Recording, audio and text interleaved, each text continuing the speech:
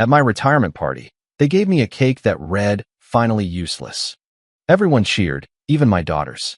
I smiled for the photos, picked up the tab, and drove home alone. That night, I cleared out my office and vanished. 2 weeks later, my wife posted online, "If anyone knows where he is, please tell him we just want him back." I, 58M, was given a cake that read, "Finally useless," at my retirement party. Everyone laughed. I didn't. The conference room at Henderson and Associates had been decorated with silver streamers and balloons that bobbed against the drop ceiling. 37 years I'd given to that firm. 37 years of 80-hour weeks, missed recitals, forgotten anniversaries, and sacrificed weekends. The cake sat in the center of the table, white frosting with blue lettering that might as well have been carved into my chest. Finally useless. My wife stood beside my daughters, all three of them grinning as cameras flashed. The girls I'd worked myself sick to put through college. The woman I'd married when we were both young and stupid and thought love was enough. They were laughing. Everyone was laughing. Someone made a joke about how I could finally learn to golf, and the room erupted again. I smiled because that's what you do. You smile, and you nod, and you pretend the knife in your back doesn't hurt. My boss clapped me on the shoulder and thanked me for my dedication. Dedication. The word felt hollow. He handed me a plaque with my name misspelled and a gift card to a restaurant I'd never visit. I thanked him because that's what you do. The cake was cut. People ate. I didn't. My wife asked if I was feeling all right, and I told her I was just tired. She nodded and went back to chatting with my colleagues, people who'd stop remembering my name within a month. When it was over, I picked up the tab. $400 for a party celebrating the end of my usefulness. My wife rode home with our daughters, something about getting their nails done afterward. I drove alone, the plaque sliding around in the passenger seat every time I turned a corner. The house was empty when I arrived. I stood in my home office, looking at the shelves lined with awards and commendations that suddenly seemed like participation trophies for a life I hadn't actually lived. That night, I started packing. Not clothes, not toiletries, documents. I'd spent 4 decades building financial security for my family, and I'd done it well. What they didn't know was that I'd also spent the last 5 years quietly preparing for a future that didn't include them. Separate accounts they'd never heard about. Investments in my name alone. I'd seen the writing on the wall for longer than I cared to admit. The way my wife sighed when I walked into a room. The way my daughters only called when they needed something. The way I'd become invisible in my own life. I worked through the night, transferring documents to encrypted drives, changing passwords, rerouting statements. By dawn, I'd erased myself from everything that mattered. I showered, dressed in jeans and a shirt I'd bought 10 years ago and never worn, and loaded 3 boxes into my car. Everything I actually cared about fit in 3 boxes. That should have told me something years ago. I left a note on the kitchen counter. Not an explanation. Just facts. The mortgage was paid off. The accounts they knew about had enough to keep them comfortable for 6 months if they were careful. After that, they'd need to figure it out. I wasn't their safety net anymore. I wasn't their anything anymore. The cabin was 3 states away, buried in the mountains where cell service was a suggestion and neighbors were a concept. I'd bought it 8 years ago with money from a bonus my wife never knew about. I told myself it was an investment. Really, it was an escape hatch.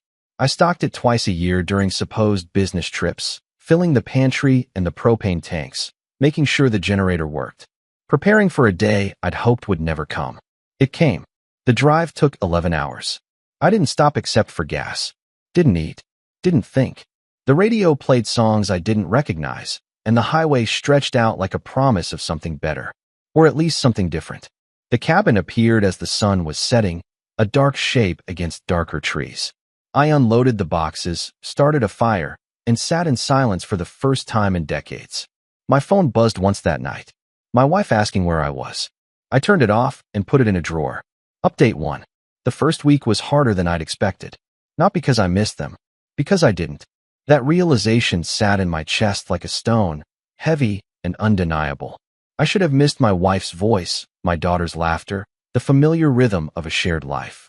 Instead, I felt lighter. The silence wasn't lonely. It was clean. I fell into a routine. Wake with the sun. Coffee on the porch. Chop wood. Read books I'd been meaning to get to for 20 years. Hike trails that wound through forests older than my marriage. At night, I cooked simple meals and watched the stars through the skylight I'd installed myself.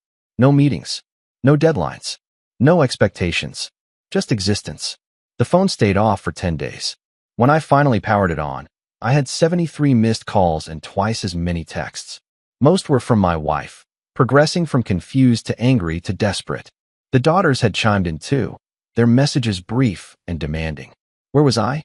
What was I doing? This wasn't funny. Come home. As if home was a place I'd ever actually been. There were voicemails too. I listened to 3 before deleting the rest.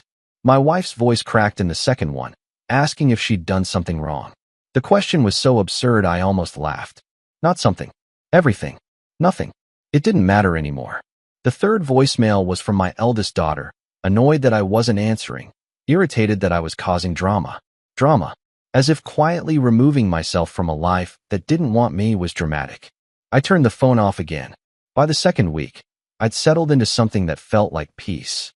I fixed the loose boards on the porch, repainted the shutters, organized the shed. Small tasks that had tangible results. Unlike the decades I'd spent chasing promotions and approval that never quite materialized. My hands remembered how to build things, how to create instead of just maintain. It felt good. It felt real. That's when I checked the community forum I'd been part of for years, a group for people in my industry. Someone had posted a link. I clicked it without thinking. It was my wife's social media, a post from the night before. The profile picture was an old photo of us, taken at our wedding. Young, smiling, oblivious. The post was an essay in desperation. She explained that I'd retired and disappeared, that she was worried, that the family just wanted me back, that if anyone knew where I was, please tell her. The comments were filled with sympathy and concern. People I'd worked with for years offering to help search. Strangers suggesting I might be having a breakdown. One person mentioned checking hospitals. Another brought up Alzheimer's. I closed the laptop and walked outside. The air was cold and sharp, clearing the fog of anger building in my skull. They wanted me back. Not because they missed me, because I'd taken myself off the board, and that wasn't part of the plan. I was supposed to retire quietly, fade into the background, be available when needed but otherwise invisible. A walking wallet with no desires of my own. I went back inside and opened the laptop again. This time, I went deeper. My wife's account showed recent activity I hadn't expected. Posts about her book club, photos of lunches with friends, check-ins at the salon and the gym and the wine bar downtown. All time-stamped during the years I'd been working myself to death.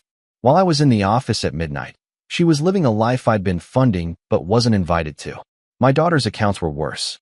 Complaints about their jobs, their apartments, their relationships.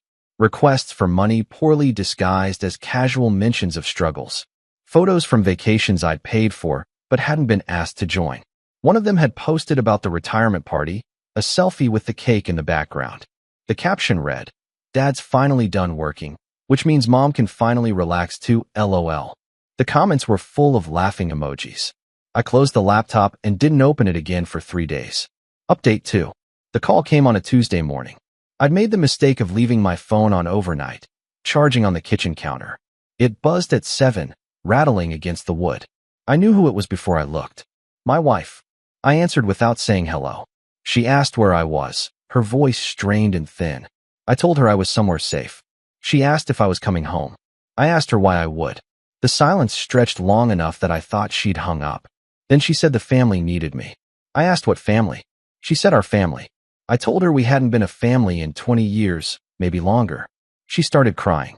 I didn't comfort her.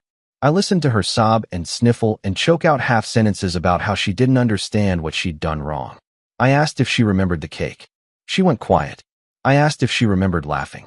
She said it was just a joke. I told her jokes were supposed to be funny. She said I was being cruel. I told her I was being honest, and maybe that was the same thing. She asked about money. There it was. The real reason for the call. I explained calmly that the accounts she had access to would sustain her lifestyle for a while. After that, she'd need to adjust. She asked what that meant. I told her it meant getting a job. She said she hadn't worked in 30 years. I said that wasn't my problem anymore. She called me selfish. I hung up. My daughters called next, a coordinated attack on speakerphone. They wanted to know what I thought I was doing. I told them I was living. They said I was abandoning my family. I asked when I'd last been treated like family instead of an ATM with legs. They didn't have an answer for that. One of them said I was being dramatic. I asked if she remembered what she'd posted about the retirement party. She said it was just social media. I told her social media was just honesty without consequences. She hung up. The other one stayed on the line. She asked if I was okay. It was the first time any of them had asked that question without a favor attached to it. I told her I was better than I'd been in years. She asked what I wanted them to do. I said I wanted them to figure out their own lives. She asked if I'd ever come back. I told her I didn't know. She said she understood. I almost believed her. I spent the afternoon hiking a trail that wound up the mountain behind the cabin.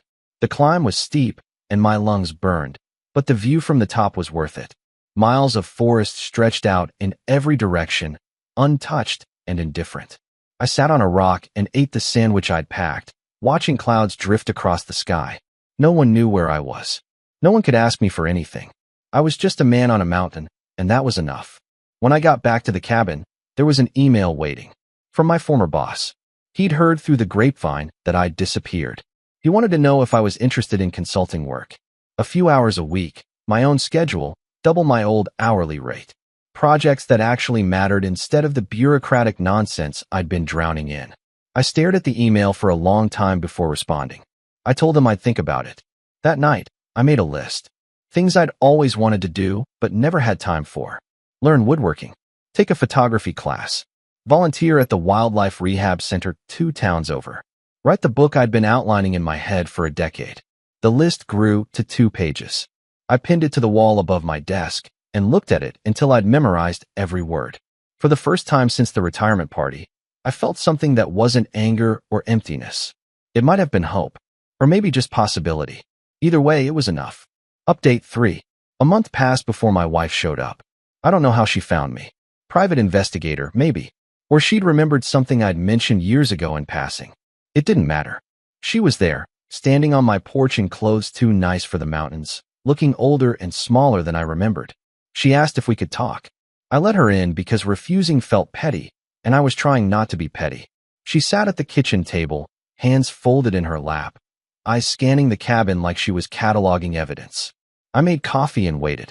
She apologized, said she hadn't realized how bad things had gotten, said the cake was a mistake, that she'd told the party planner to make it funny but didn't think about how it would feel, said she'd taken me for granted, said a lot of things that might have mattered 5 years ago. I listened without interrupting. When she finished, I asked her what she wanted. She said she wanted to fix things. I asked her what things. She gestured vaguely, like the answer was obvious. Our marriage. Our family. Us. I told her there wasn't an us to fix. She started crying again. I didn't offer tissues. I explained it simply. For 37 years, I'd been a provider. Not a husband. Not a father. A source of income and stability that required minimal maintenance. And I'd accepted that role because I thought it was what I was supposed to do. But retirement had clarified something. Without the job, I had no function in their lives. I was finally useless, just like the cake said. And that meant I was free.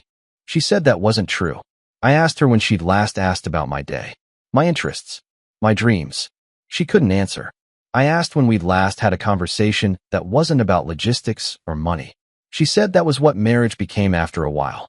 I told her it didn't have to. She said I was being unfair. I told her I was being done. She asked if I was seeing someone else. The question was so absurd I laughed. She looked offended. I explained that this wasn't about finding something better. It was about leaving something broken. She said marriage was work. I said I'd been working for decades, and she'd been coasting. She called me in a hole. I didn't disagree. Before she left, she asked if I'd at least stay in touch with the girls. I told her they had my number. She said they needed their father. I said they needed a father who wanted to be there, and I didn't anymore. Not the way things were. She said I'd regret this. I told her I regretted the last 20 years more. She drove away an hour later. I watched her car disappear down the dirt road, kicking up dust that hung in the air long after she was gone. Then I went inside and called my former boss. I told him I'd take the consulting work. He sounded pleased. We talked details for 20 minutes, and when we hung up, I felt something settle into place. That evening, I started writing. Not the book I'd planned, but something else. A memoir, maybe. Or just thoughts. Words spilled out faster than I could type them, years of silence breaking open. I wrote about the retirement party, about the cake, about coming home to an empty house and realizing I'd been living in one for decades. about the cabin and the mountains and the quiet that felt like mercy. I wrote until my fingers cramped and my eyes burned. When I finally stopped, it was past midnight. I saved the document and closed the laptop. Outside, the stars were sharper than they'd been in the city, unfiltered by light pollution and expectation. I stood on the porch in the cold, breathing air that tasted like pine and freedom. My phone buzzed. A text from my youngest daughter. Brief. Almost awkward. She said she'd been thinking about what I'd said. About figuring out her own life. She said she was sorry for how things had been. She didn't ask for anything. Just said she hoped I was okay. I texted back that I was. Better than okay. She sent a heart emoji. I sent one back. It wasn't forgiveness. It wasn't reconciliation. But it was something. A thread. Thin and fragile, but real. Maybe that was enough. Maybe it wasn't. Tom would tell. I went back inside and added another item to my list. Teach a workshop on financial planning for retirees. People who'd spent their lives working and didn't know what came next. People like I'd been. Maybe I could help them avoid the same mistakes. Or at least show them there was life after usefulness. The cabin creaked and settled around me, familiar now. Home in a way the house had never been. I climbed into bed and fell asleep within minutes. No racing thoughts or grinding anxiety. Just sleep. Deep and dreamless and mine. They'd wanted me back. But the person they wanted didn't exist anymore. He died at a retirement party, smiling for photos while holding a cake that told the truth. What was left was something new. Something unfinished. Something free. And that was enough.